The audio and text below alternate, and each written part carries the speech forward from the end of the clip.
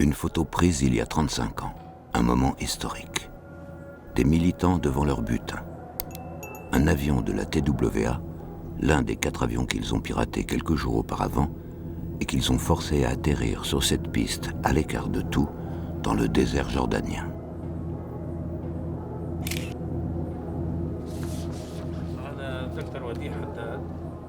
L'opération a été menée par une organisation révolutionnaire palestinienne, le Front de libération de la Palestine, le FPLP. C'est la première action de ce genre qui s'en prend à des civils. Voici l'homme qui a pris les photos. C'est le porte-parole du groupe. Il a le visage refait, il a eu la vue et l'ouïe endommagée par une bombe qui aurait été posée par un agent israélien en représailles à la nouvelle stratégie qu'il a mise en place au sein du FPLP et qui consiste à frapper des civils. Voilà quelques-uns des otages, essentiellement européens et américains. Ils sont plus de 300 au total. C'est la première fois dans l'histoire contemporaine que tant de civils sont utilisés comme des pions dans une bataille politique qui n'est pas la leur. Les regards, un mélange de peur, d'effarement et d'incrédulité. Des regards qui nous sont devenus familiers, mais qui marquaient à l'époque l'entrée dans une ère nouvelle. They're desperate men, they feel they've been done a wrong, and to get their end, they will do what they say.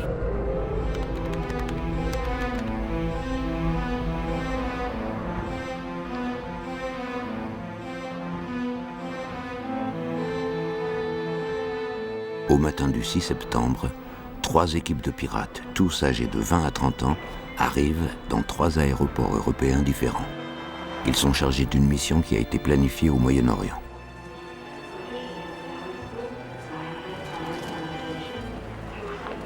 Ils vont pirater 3 avions à destination des États-Unis et les détourner sur une piste d'atterrissage de fortune dans le désert jordanien. Ils prendront les passagers et les équipages en otage.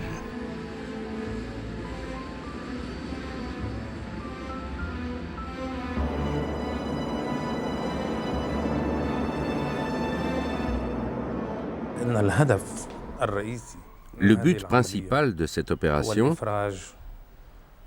c'est de faire libérer les prisonniers politiques palestiniens emprisonnés en Israël en échange des otages. Cette opération a été échafaudée par un petit groupe de combattants palestiniens, le FPLP. Abasourdis par la victoire d'Israël sur les armées arabes lors de la guerre des 6 jours, beaucoup de Palestiniens éprouvent le besoin de prendre en main leur destin par tous les moyens possibles.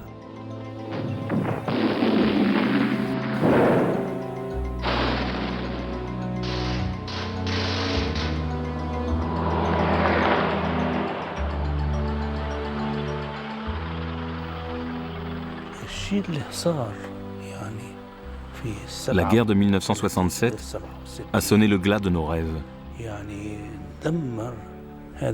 En même temps, on se disait que le monde ne comprenait rien aux problèmes palestiniens. C'est de là que nous est venue l'idée de pirater des avions, pour que le monde entier prenne conscience de la crise dans laquelle nous nous débattions.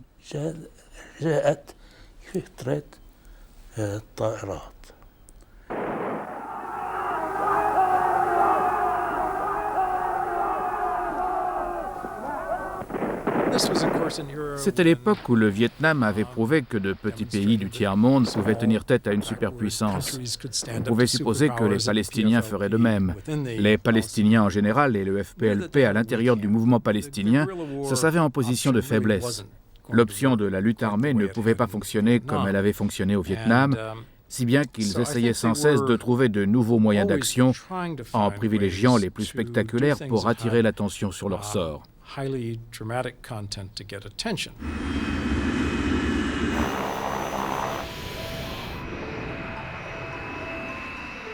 La cible principale visée par les pirates est un appareil israélien, le vol 219 d'El Al, Amsterdam-New York. Cette femme, Leila Khaled, ainsi que 3 autres pirates, ont prévu de monter à bord. Heure du départ, 13 heures. Nous savions qu'il y avait des gardes armés à bord. Mais qui pouvait s'opposer à 4 personnes armées et munies de grenades à main? Nous leur ferions peur. Quand Leila Khaled et un pirate arrivent à l'aéroport, ils ne trouvent ni leur complice ni leur avion.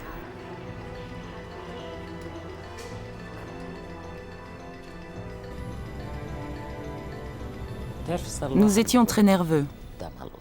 Il n'y avait pas d'avion et les autres appareils visés étaient déjà en vol. Que se passerait-il quand arriverait la nouvelle des autres actions de détournement? Les autorités reviendraient vérifier nos identités. On a procédé au contrôle de routine avant le décollage, puis le délégué d'El Al et le chef de la sécurité sont entrés dans le cockpit. Ils m'ont dit, écoute, on a 4 passagers suspects à bord. Je leur ai demandé, pourquoi suspects? Réponse, ils ont tous acheté leurs billets, ils sont tous venus les prendre à la dernière minute. 2 en première classe et 2 en classe économique. Les 2 qui voyagent en classe économique ont la peau claire, les 2 en première classe sont noirs. Ils ont des passeports sénégalais et leur numéro de passeport se termine par 5 pour l'un et par 6 pour l'autre.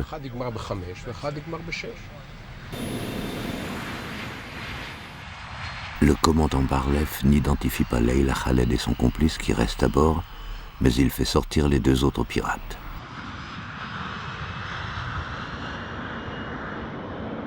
« 20 minutes après le décollage, l'avion avait presque atteint son altitude de croisière. On a entendu un cri provenant de la classe économique. Le steward m'a demandé de venir voir ce qui se passait. On a couru vers le cockpit. On a traversé les premières. Il a fallu quelques secondes. Il y a eu des coups de feu et un des passagers de première a empoigné le téléphone pour donner l'alerte.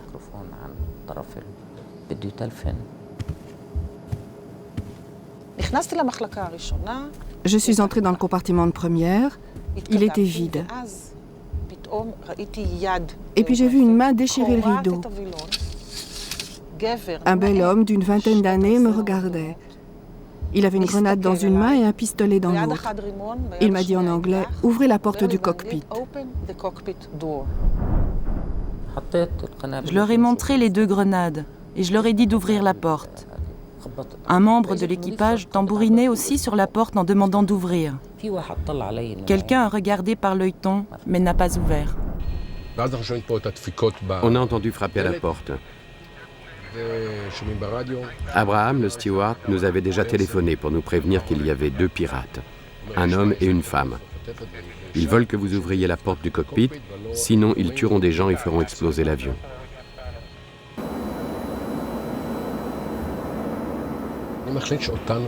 J'ai décidé qu'on ne se laisserait pas faire. Le gars de la sécurité était assis là, prêt à bondir. Je lui ai dit que j'allais mettre l'avion en gravité négative. Tout le monde allait se retrouver les pieds en l'air. Ça produit le même effet qu'un ascenseur en chute libre. Au lieu que l'avion vole comme ça, il plonge et tout ce qui est vertical dégringole. Dans la confusion créée par le soudain piqué de l'avion, plusieurs passagers parviennent à maîtriser Leila. L'un des membres de la sécurité abat son complice.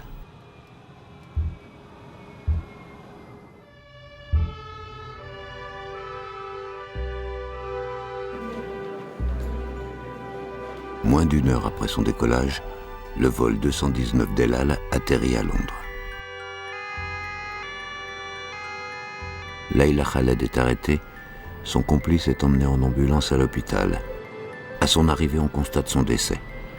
En échouant dans sa tentative de piratage de l'avion d'El Al qui transporte beaucoup de passagers israéliens, le FPLP rate sa proie la plus précieuse.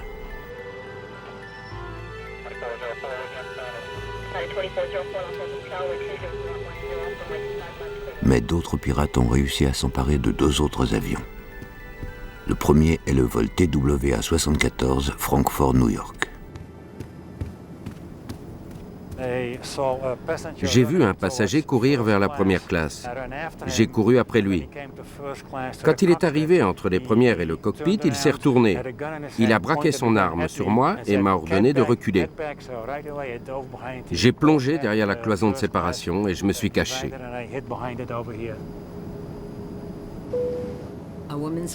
Par haut-parleur, une voix de femme nous a dit « Ici, votre nouveau commandant qui vous parle. Le Front populaire de libération de la Palestine s'est emparé de cet avion. Nous vous emmenons dans un pays allié où les gens sont nos amis. » Le vol Swissair numéro 100 Zurich-New York sera le suivant. Comme l'avion de la TWA, il est détourné vers le Moyen-Orient. This is CBS Evening News with Walter Cronkite and Eric Sutton. We're told they would be well taken care of. The world public opinion does not... J'ai appris cette histoire parce que le bureau de CBS à Washington m'a alerté. Au début, c'était une grosse affaire. Il y avait des points d'interrogation, mais on n'en savait pas encore assez.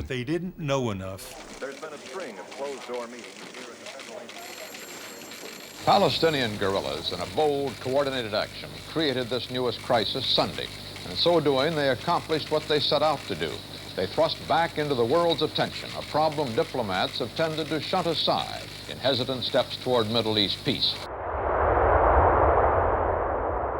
En début de soirée, le président Nixon abrège son week-end et revient à Washington dans l'avion présidentiel. La Maison-Blanche a de quoi être inquiète. En ces temps de guerre froide, l'équilibre entre les deux grandes puissances est très précaire au Moyen-Orient. Les États-Unis sont les alliés d'Israël et l'Union soviétique soutient les pays arabes. Nixon a décidé que ce serait Henry Kissinger, son conseiller pour la sécurité, qui gérerait personnellement cette crise. Il faut se rappeler qu'à cette époque, l'enjeu fondamental pour Nixon et Kissinger, c'était de savoir à quel point un problème de politique étrangère affectait l'équilibre des pouvoirs entre les États-Unis et l'Union soviétique.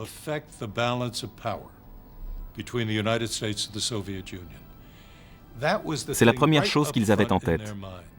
À ce moment-là, ils ne savaient pas à quel point cet équilibre serait menacé. Mais ils savaient que c'était possible. Et c'est cela qui comptait.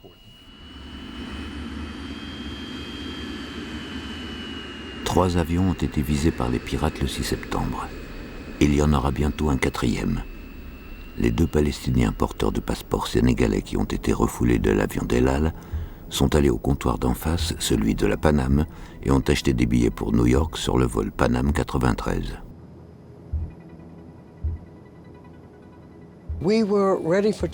Nous allions décoller d'Amsterdam quand l'avion s'est brutalement arrêté au milieu de la piste.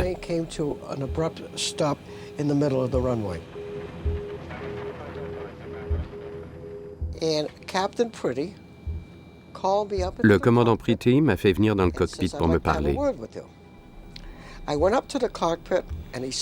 J'y suis allé. Il m'a dit « J'ai deux passagers, du nom de Diop et de Graham. Tâchez de les trouver dans le registre parce que j'aimerais leur dire un mot. »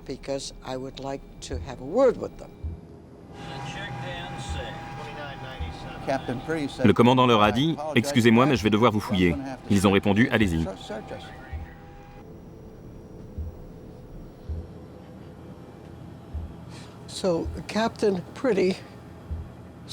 Le commandant Pretty les a fait asseoir sur ces deux sièges-là. Il les a bien palpés.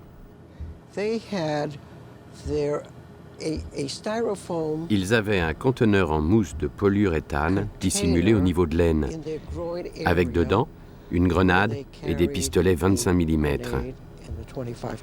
Mais ça, on ne l'a su que beaucoup plus tard. Tout ça s'est passé avant le décollage. Ensuite, on a contacté notre compagnie qui nous a donné le feu vert pour l'envol. On avait la permission de décoller et c'est ce qu'on a fait.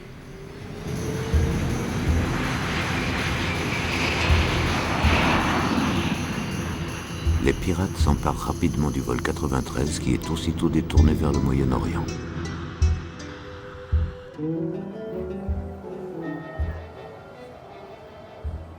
En fin d'après-midi, À l'hôtel intercontinental d'Amman, on apprend les multiples détournements. C'était un dimanche après-midi, le bar était ouvert. Les premiers telex faisant état de ces actes de piraterie ont commencé à tomber. D'abord l'avion d'El Al, puis celui de la TWA, ensuite celui de Swissair et enfin celui de la Pan Am. On est devenu un peu fébrile, parce que des opérations de cette envergure, c'était du jamais vu.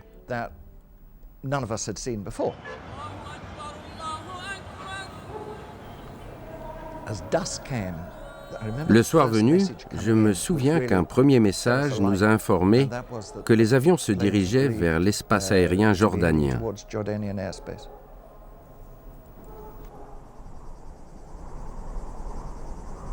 Le projet était de faire atterrir les avions sur une vieille piste désaffectée dans le désert jordanien, baptisée piste Dawson, que les militants ont rebaptisé Aéroport de la Révolution.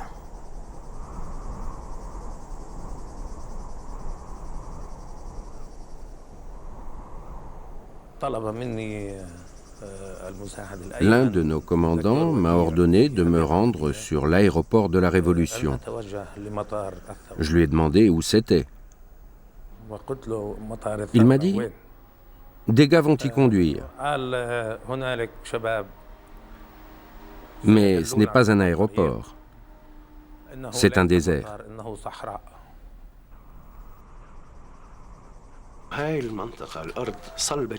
Dans ce secteur, le sol était très dur. Même le plus gros avion du monde aurait pu s'y poser. J'avais demandé à Wadi Haddad pourquoi il avait choisi cet endroit. Un géologue lui avait affirmé que la piste pouvait tout supporter, que même le diable pouvait s'y poser.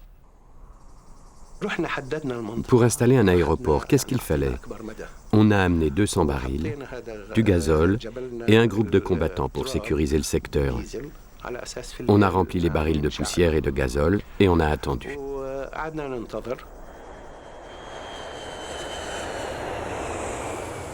Le premier avion à se poser est l'appareil de la TWA. À bord, il y a 145 passagers et 10 membres d'équipage.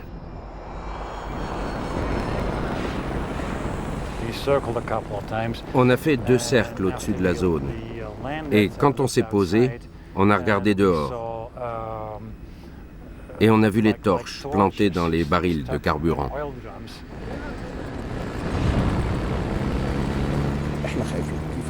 Nous, on avait peur. Alors vous imaginez ce que les passagers pouvaient ressentir. On redoutait que l'opération n'échoue. C'était une grosse responsabilité. On ne voulait pas faire de mal aux gens. Dès qu'on a touché le sol, l'avion a été envahi par des hommes en treillis et en kéfiers, brandissant toutes sortes d'armes que je n'avais jamais vues de ma vie.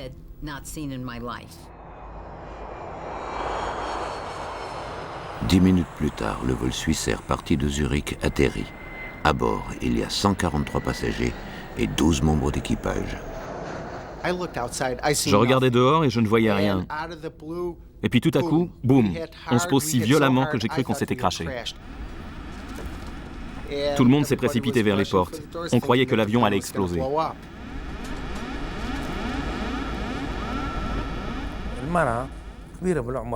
J'ai vu une vieille dame ouvrir son sac. Elle en a sorti quelques coupures en dollars qu'elle a fourrées dans la main d'un de nos combattants. Je lui ai tapé sur la main. Elle était morte de peur. Je lui ai dit, reprenez votre argent.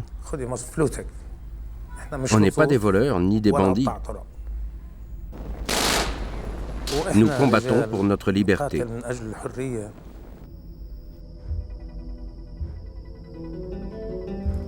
La nuit, il fait très froid dans le désert, écrira plus tard Abou Sharif dans son journal.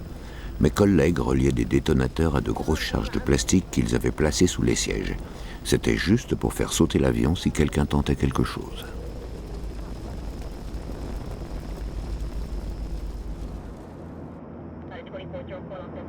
Il reste un avion piraté qui ne s'est pas encore posé, le vol 93 de la Pan Am. Pretty, son commandant de bord, a convaincu les pirates que son 747 est trop gros pour se poser dans le désert. Ils le croient. Après avoir refait le plein à Beyrouth, l'avion se dirige vers le Caire.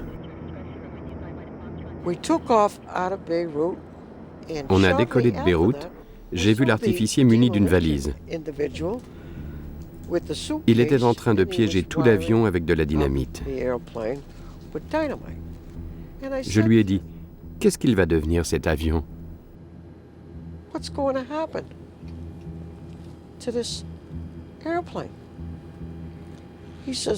Il m'a répondu, en quoi il vous concerne cet avion impérialiste? J'ai répliqué, et mon cul, il est impérialiste? Et celui des passagers aussi? On a dû faire des cercles. Les pirates regardaient dehors et nous ont confirmé qu'il s'agissait bien du Caire. Ils l'avaient reconnu, même de nuit.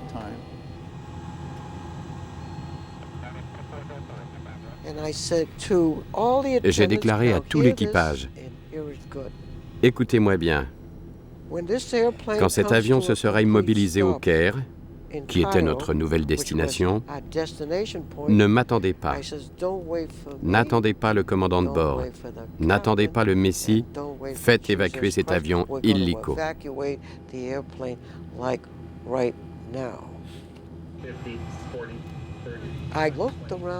J'ai senti une fumée, j'ai regardé autour et j'ai vu ces messieurs en train d'allumer de la dynamite alors qu'on descendait.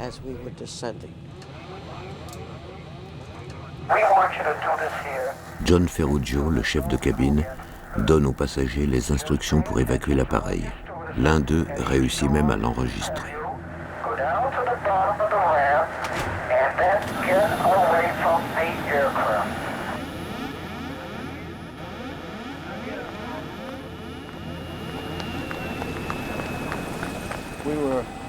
On ne devait pas être à plus de 12, 15 ou 20 mètres quand tout le cockpit a explosé.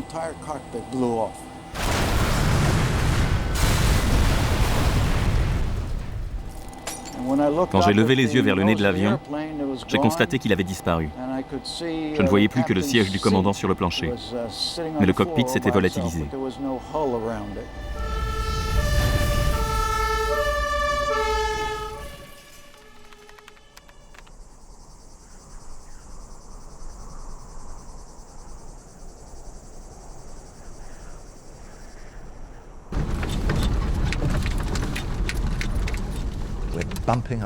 On était brinque-ballés sur un chemin de terre.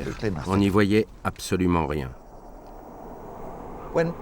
Et soudain, au sommet d'une colline, on aperçoit une Jeep Land Rover suivie d'un énorme nuage de poussière. On lui a fait signe de descendre. C'était un ingénieur italien. Excusez-moi, monsieur, est-ce que vous auriez vu des avions dans le coin? Drôle de question. Oui, dit-il, là-bas. Merci. On a fait demi-tour. On a continué à rouler en cahotant un peu plus loin, et puis on a franchi une crête. Ça fait un sacré bail que ça s'est passé, mais je revois les choses très précisément. On aurait dit une exposition de jouets d'enfants. Il y avait d'abord une rangée entière de véhicules blindés, et nettement plus loin, plantés là, comme des joujoux, il y avait 2 jets de ligne.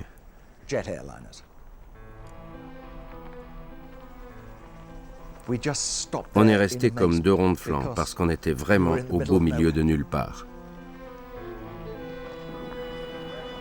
En milieu de matinée, le FPLP lance son premier ultimatum. Il fera exploser ses avions avec leurs passagers dans les 72 heures si Leila Khaled et les militants palestiniens emprisonnés en Israël et en Europe ne sont pas libérés. Tous les pays qui ont des ressortissants parmi les otages acceptent de négocier par l'entremise de la Croix-Rouge.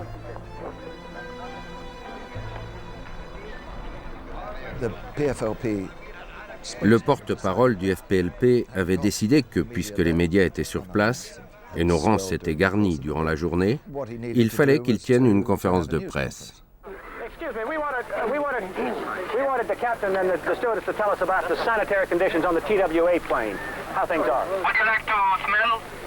Yes, what do you think? yes. They don't have water. What do you mean asking such a question?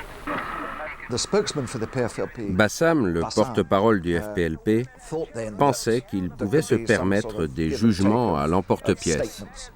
The American girl here, could she tell us how the passengers are? We're very crowded, and I think the women, and especially the children, are very restless. Could we also shoot the... Please, you can shoot only the two planes. Oh, that's the Palestinian flag.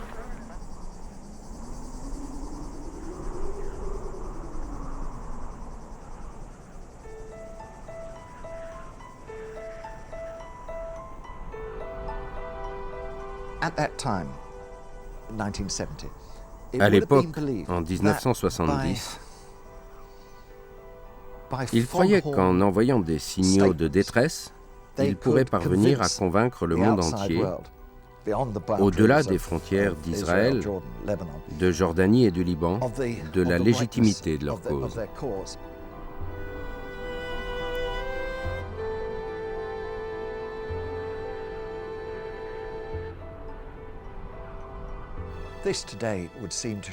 Aujourd'hui, ce serait faire preuve d'une naïveté confondante.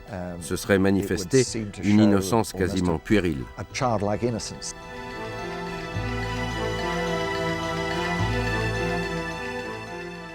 Well, here is the situation on that airstrip in the Jordanian desert 30 miles from Amman.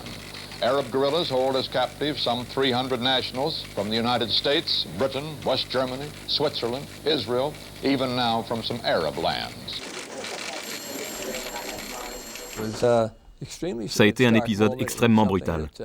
Nous avons été pris totalement au dépourvu. Jamais nous n'aurions imaginé que cela puisse se produire. C'était la première fois que ça arrivait.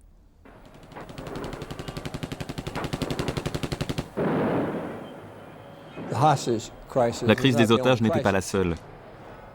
À l'époque, en Jordanie, l'OLP avait créé un véritable État à l'intérieur de l'État. Des régions entières de Jordanie sont sous le contrôle de l'OLP, l'organisation qui rassemble tous les groupes de combattants palestiniens. C'est la faiblesse du pouvoir jordanien qui a permis au FPLP de lancer une attaque aussi téméraire et de forcer des avions de ligne étrangers à se poser sur le sol jordanien. La première fois que je suis allé en Jordanie, c'était au début de 1970. On ne pouvait pas traverser Amman sans escorte palestinienne. C'était comme si l'État jordanien avait cessé d'exister.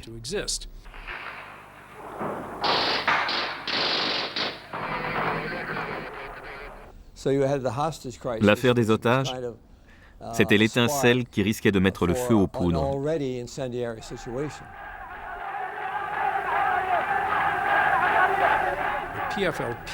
Il savait que le roi Hussein ne pourrait pas rester roi tant que son pays serait occupé par des groupes indépendants armés.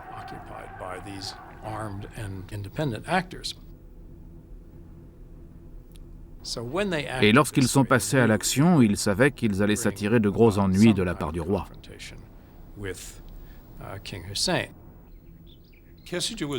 Kissinger était très préoccupé, comme tout le gouvernement américain.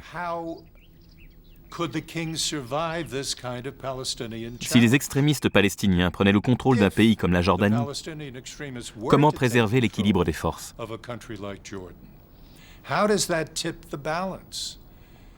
L'Union soviétique entretenait déjà d'étroites relations avec les régimes syriens et égyptiens.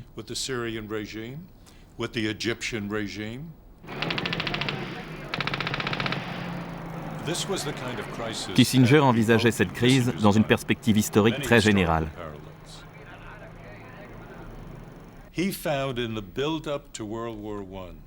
De même que l'attentat de Sarajevo avait déclenché la Première Guerre mondiale,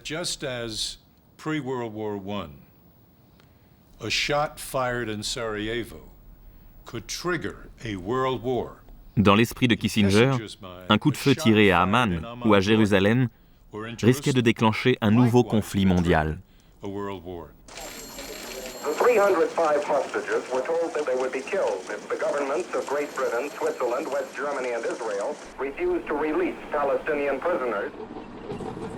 Sur l'aéroport de la Révolution, la tension monte entre l'armée jordanienne et les combattants palestiniens.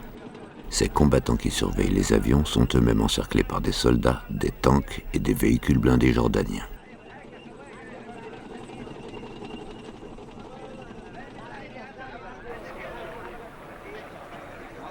Le général jordanien est venu évaluer la situation et a dit « Pourquoi détenez-vous les femmes et les enfants ?»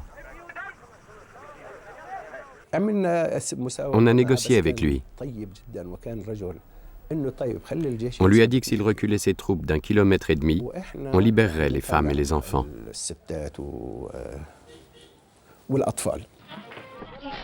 Jordanian chief of staff had been negotiating with the commandos. He succeeded in getting them to release the women and children, all except... Ils nous ont dit qu'ils voulaient faire descendre les femmes et les enfants. J'ai dit à mon mari que je ne partirais pas. Je voulais qu'on reste ensemble. Il m'a répondu que je devais descendre. Quoi qu'il arrive, ce serait plus facile pour lui s'il savait que Talia et moi étions saines et sauves. Lors du départ, ils nous ont demandé notre nom et notre religion. J'ai dit que j'étais juive parce que toute ma vie j'ai grandi dans l'ombre de l'Holocauste et que j'ai toujours pensé qu'un jour mon tour viendrait. Je me suis dit, cette fois ça y est. Mais la fille qui me suivait leur a dit, « Qu'est-ce que vous voulez savoir ?» Le type a dit, « Juive aussi ?» Elle a répondu, « Non, je suis protestante. » Je crois qu'ils ne nous ont pas vus comme un groupe d'Américains qui avaient entre eux des rapports de compatriotes. Je n'ai pas compris sur le moment ce qu'ils faisaient. En fait, ils nous triaient, ils nous séparaient.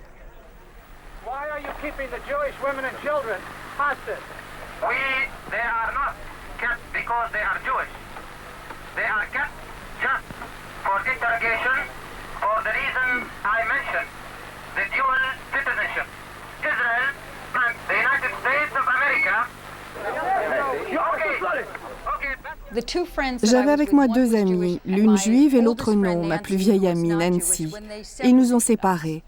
C'est la première fois de ma vie que j'étais mise à l'écart parce qu'on m'avait identifiée comme juive. Et j'ai subi un sort différent. J'ai eu un traitement différent parce que je suis juive.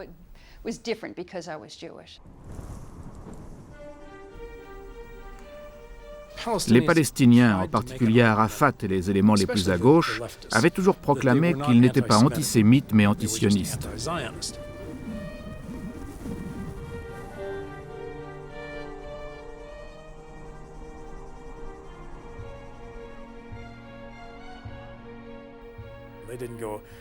Ils n'ont pas interrogé les gens sur leurs opinions politiques, ils leur ont demandé leur religion. Ce n'est pas très intelligent quand on prétend combattre les préjugés, de demander aux gens avec insistance s'ils sont juifs ou non, au lieu de leur demander s'ils sont sionistes ou antisionistes.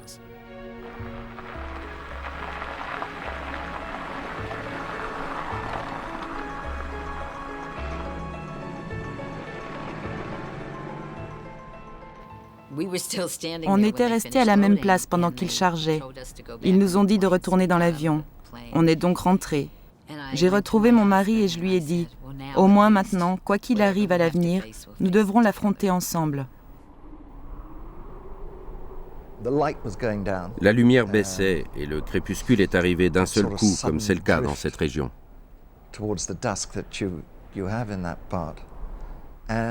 Il fallait qu'on reparte sur Amman.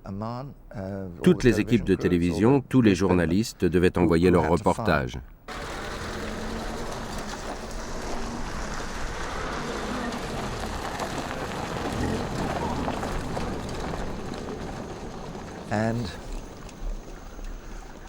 On éprouvait presque un sentiment de dégoût et de honte.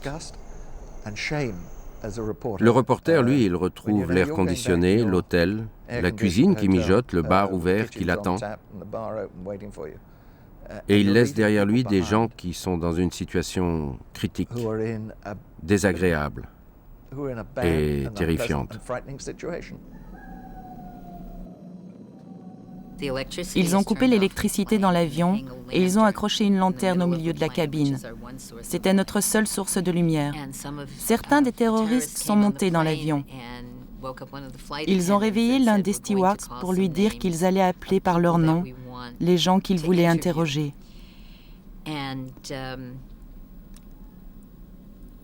Je savais qu'ils allaient crier des noms. Je ne sais pas pourquoi, mais je m'attendais à entendre Berkowitz. Et c'est le premier nom qu'ils ont lancé.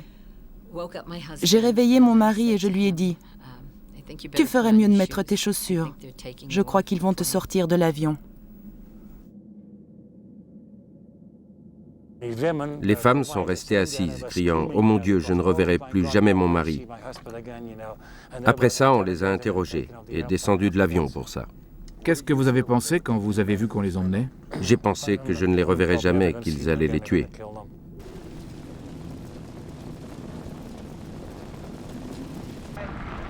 Jerry Berkowitz, 3 fonctionnaires du gouvernement américain et 2 rabbins sont transférés par le FPLP dans une cache à 150 km de là. Le FPLP tente de prévenir une éventuelle opération de secours en séparant les otages.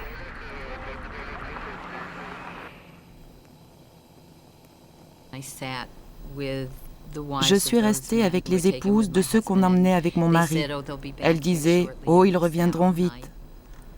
On a attendu leur retour toute la nuit et ils ne sont pas revenus.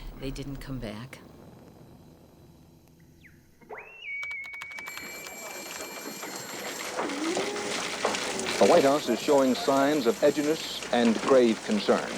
Through the first 36 hours, the White House publicly all but ignored the hijackings in comment and action. The White House is doing its best not to convey any impression of panic.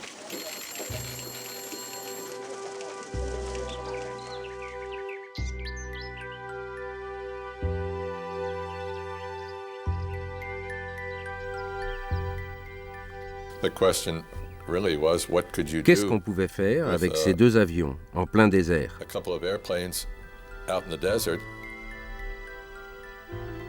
Sans force américaine dans le secteur. Toutes ces crises étaient très frustrantes parce qu'on ne savait pas comment les aborder. Tonight, President Nixon called a meeting of his top advisors, but indications of urgency are beginning to pile up in a lot of little ways, including the suddenness with which tonight's presidential meeting was announced. Négocier signifiait céder au chantage. Tenter de délivrer les otages était trop risqué. Que pouvait-on faire? Impuissant, le président Nixon envisageait même de bombarder les combattants du FPLP sur l'aéroport de la Révolution. Son ordre sera ignoré. Sur l'aéroport de la Révolution, le calvaire continue. Il reste à peine 24 heures avant l'expiration de l'ultimatum fixé par le FPLP. Bassam, ne trouvez-vous pas que c'est vous qui avez commencé à retenir d'innocents civils en otage, en menaçant de les tuer? N'est-ce pas ce qui se passe aujourd'hui? Si, vous avez raison, je vous l'ai déjà dit. C'est une action violente. Mais on a posé des conditions. On ne ferait pas de mal aux otages. On ne les utilisait que pour négocier. Nous avons été très prudents. Il était possible qu'Israël attaque. Et dans ce cas, ce serait Israël qui les aurait tués, pas nous.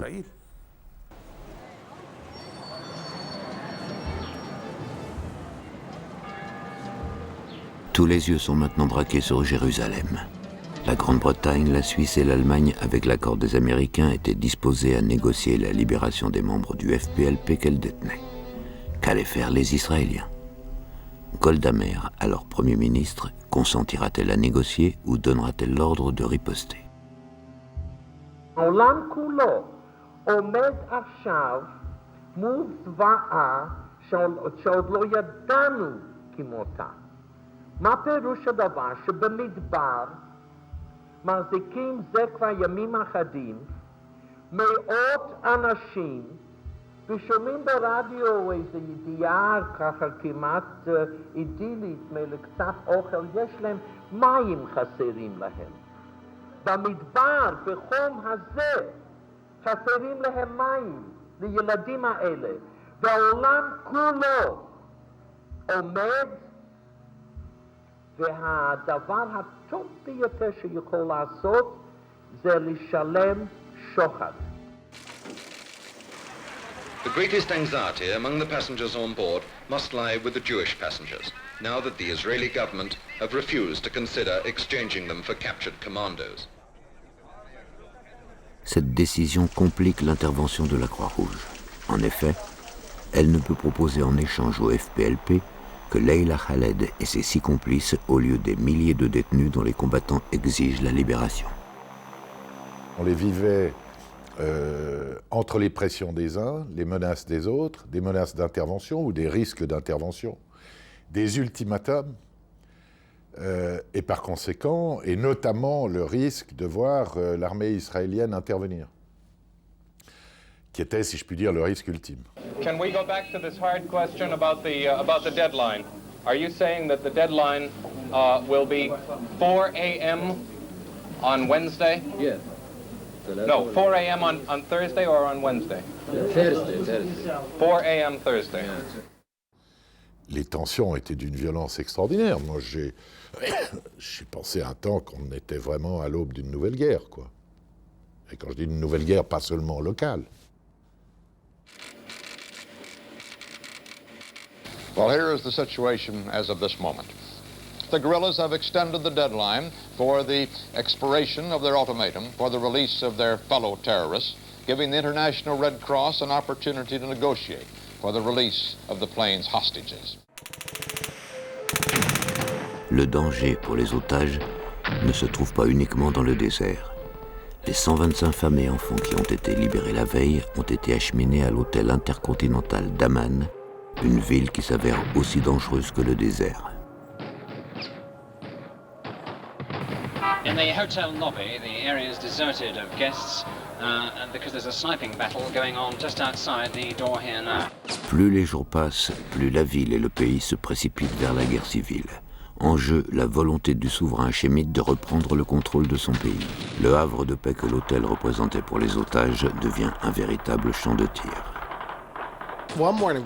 Un matin, on s'est réveillé, ils bombardaient l'hôtel alors qu'on était dedans. On nous tirait dessus. Mon ami Joe et moi étions sur un palier entre 2 étages, en train de lire Mad et de rigoler. Quand tout à coup, on a entendu des mitraillettes et le bruit d'une bombe. Une bombe était tombée près de l'hôtel. Tous les gens pris de panique sont sortis de leur chambre et se sont rués dans les couloirs.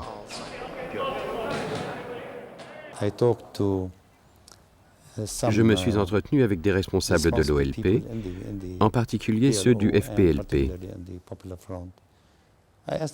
Pourquoi avez-vous fait ça, leur ai-je dit. Pourquoi? J'avoue que ça me dépasse. Ils affirment qu'ils veulent attirer l'attention du monde entier sur le problème palestinien.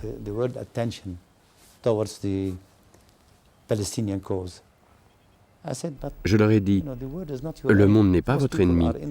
Ces gens sont des gens innocents. Ils ne sont pas vos ennemis. Vous n'êtes pas en guerre avec eux. La cause palestinienne est une très noble cause. C'est une cause juste. Pourquoi la rendez-vous si laide?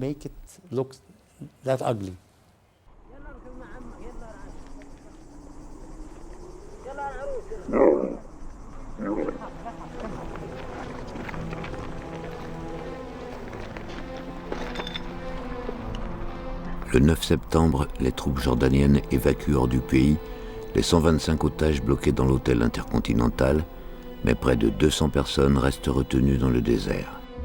Une situation à laquelle le FPLP n'était pas matériellement préparé.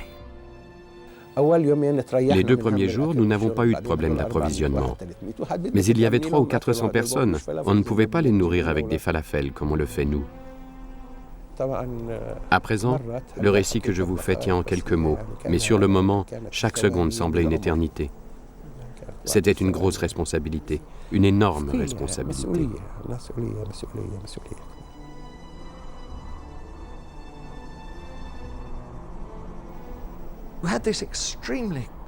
Il y avait au départ ce plan d'attaque très élaboré contre 4 avions. Mais par la suite, j'ai eu l'impression qu'ils ne maîtrisaient pas la situation.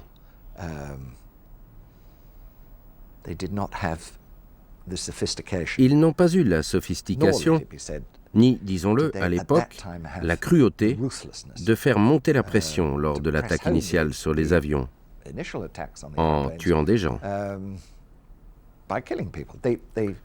Ils n'ont pas eu cette absence de scrupules. Après, ils ont appris, mais pas à l'époque.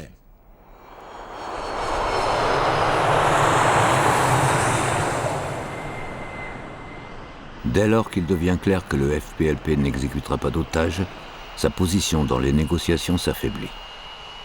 Mais le 9 septembre, un sympathisant du FPLP pirate un avion de la compagnie anglaise BOAC qui vole vers Londres avec 145 personnes à bord. Maintenant, les Palestiniens sont en position de force pour exiger des autorités anglaises qu'elles libèrent Leila Khaled. 3 jours plus tard, ils font encore monter la pression d'un cran.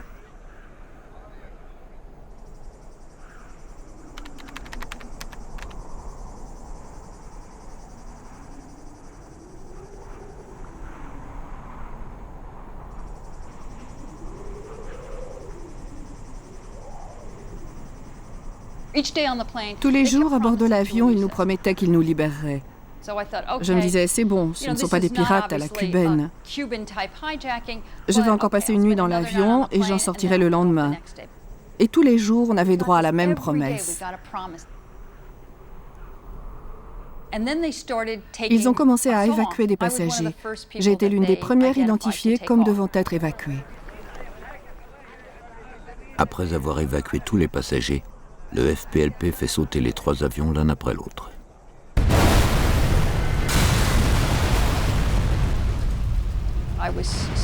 J'ai eu très peur parce qu'on était très près des avions.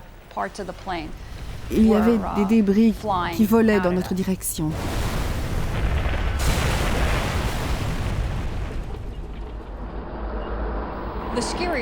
Ce qui était terrifiant, c'était de se trouver encerclé par l'armée jordanienne, parce que les gens du FPLP étaient armés et qu'ils pointaient leurs armes sur nous.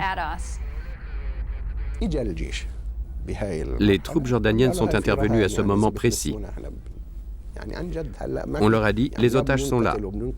Ou bien vous intervenez et on les tue et on se fait tuer, ou bien vous nous laissez passer.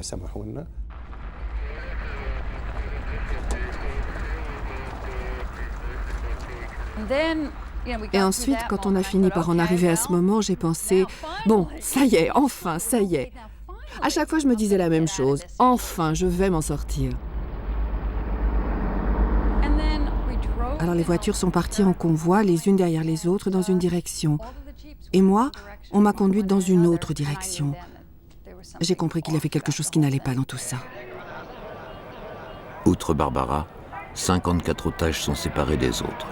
Le reste des passagers, y compris ceux du vol BOAC, sont conduits à l'hôtel intercontinental d'Amman. Parmi eux se trouve Rivka Berkovitz. My husband was on board. Where is he now? I don't know. Do you have a dual Israeli-American passport? I have American passport. Does he have an An Israeli? American passport. We're both American born. PFLP had also transferred the passengers who are classified as suspects under interrogation into a more cozy place. And they will be kept there until our prisoners are released. Ensuite, je me souviens qu'on m'a emmenée en jeep. On m'a dit que je n'étais plus otage, c'est-à-dire plus dans la même situation que dans l'avion, mais que je devenais une prisonnière politique. Et à moins que mon pays ne réagisse, je resterai prisonnière politique pour toujours, apparemment.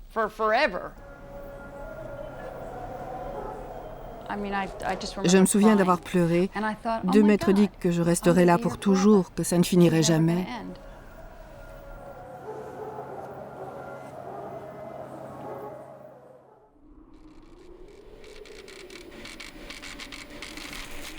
The Arab commandos called this the Revolution Airport. Today it might more aptly be called Desolation Airport.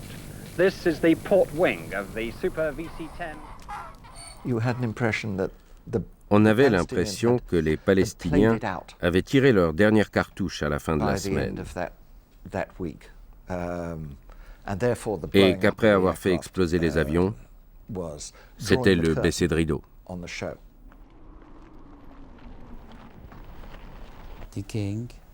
Le roi Hussein a jugé que ça suffisait comme ça.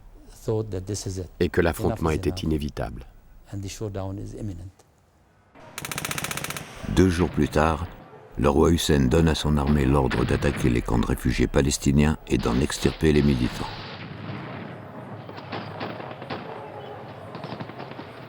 Voici les quartiers où Barbara Mensch et 54 otages ont été séquestrés durant les combats.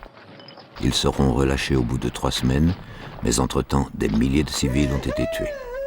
C'est cette période que les Palestiniens ont baptisée Septembre Noir.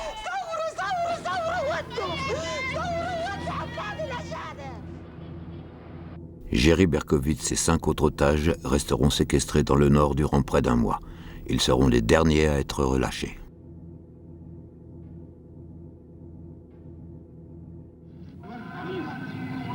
Une fois les combats terminés, Leila Khaled est libérée en échange de Barbara Mensch et des autres. Elle vient au Caire déposer une couronne sur la tombe du raïs Gamal Abdel Nasser, mort peu après avoir négocié la fin de la guerre civile.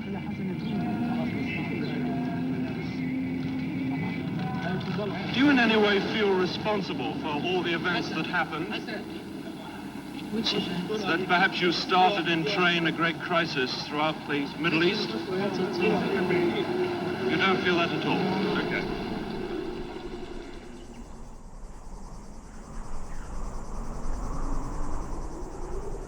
Il y a 35 ans, plus de 400 civils originaires du monde entier ont été détenus ici comme monnaie d'échange dans un conflit qui n'était pas le leur.